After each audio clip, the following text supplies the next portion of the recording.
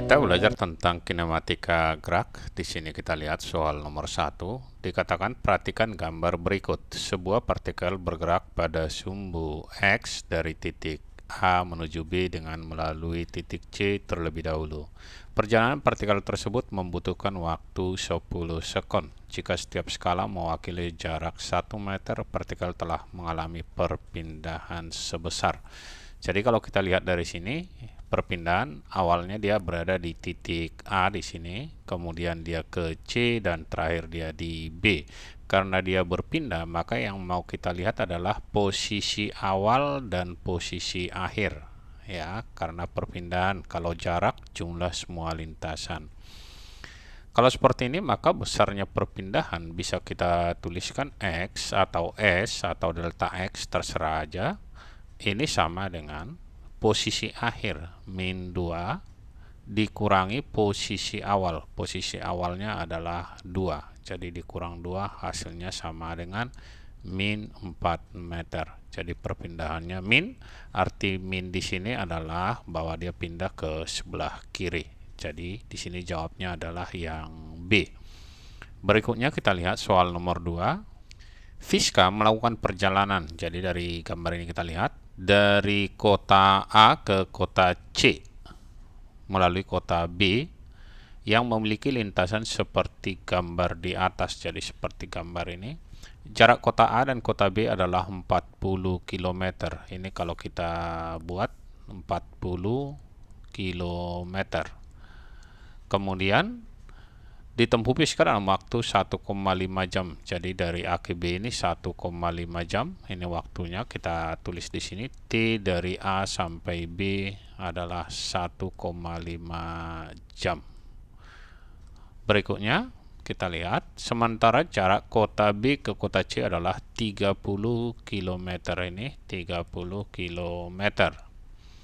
Ditempuh dalam waktu 1 jam. Jadi T dari B ke C sama dengan 1 jam. Kita buat di sini dia 1 jam. Oke.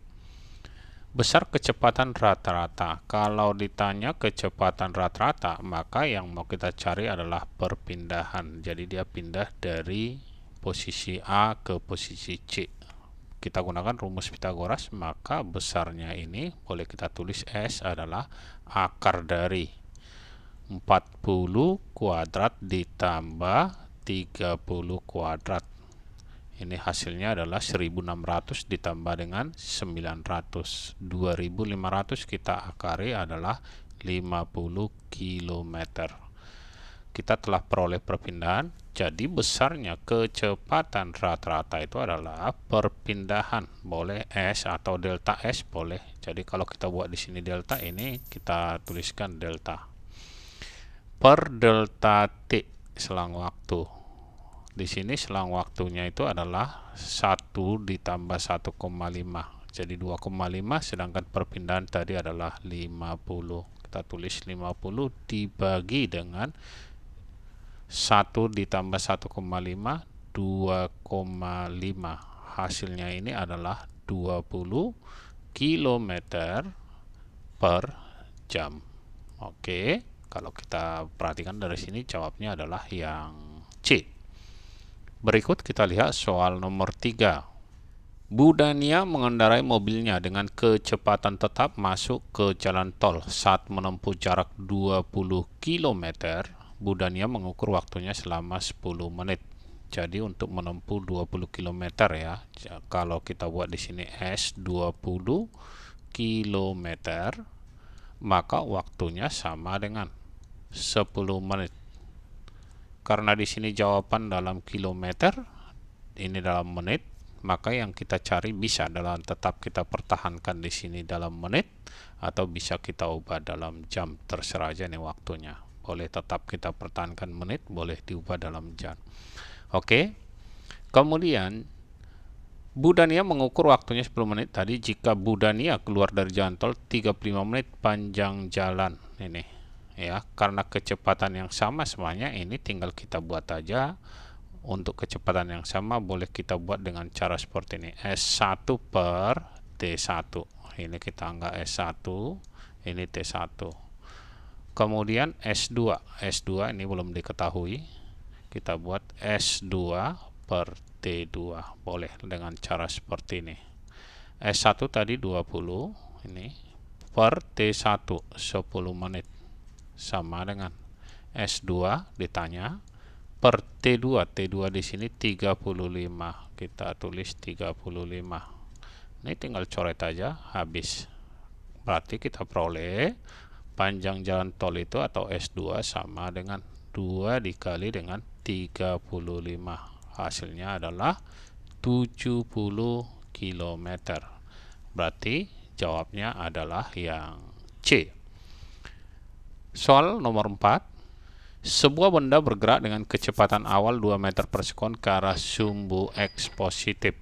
Jadi terhadap arah sumbu X positif kita anggap ke arah kanan. Kecepatan pertama V1 sama dengan 2 meter per sekon. Kalau ke kanan kita ambil positif, lawannya ke kiri negatif. Kemudian diperlambat hingga dalam waktu 5 sekon. Kecepatannya menjadi 6. Arah sumbu X negatif. Jadi kecepatan terakhirnya ke arah kiri. Ke sini kita katakan V2 sama dengan 6 meter per sekon. Karena ke kanan tadi kita ambil positif, maka ke kiri kita tulis negatif. Karena kecepatan itu adalah vektor, ya. Jadi arah perlu. Besar dan arah percepatan rata-rata. Percepatan rata-rata itu sama dengan delta V dibagi dengan delta T selang waktunya. Oke. Berarti sama dengan V2 dikurang dengan V1 per waktu totalnya mula-mula 0, waktu terakhir 5. Kita buat di sini tetap delta T boleh seperti ini. Oke, kita masukkan V2 min 6 dikurang V1 adalah 2 dibagi dengan waktunya adalah 5. Hasilnya adalah min 8 per 5 sama dengan min 1,6 meter per sekon kuadrat. Tanda min di sini tadi kita sepakati arah ke kiri atau ke sumbu X negatif. Jadi kita lihat 1,6 ke arah sumbu X negatif yang D. Sampai bertemu kembali di video kita yang lainnya.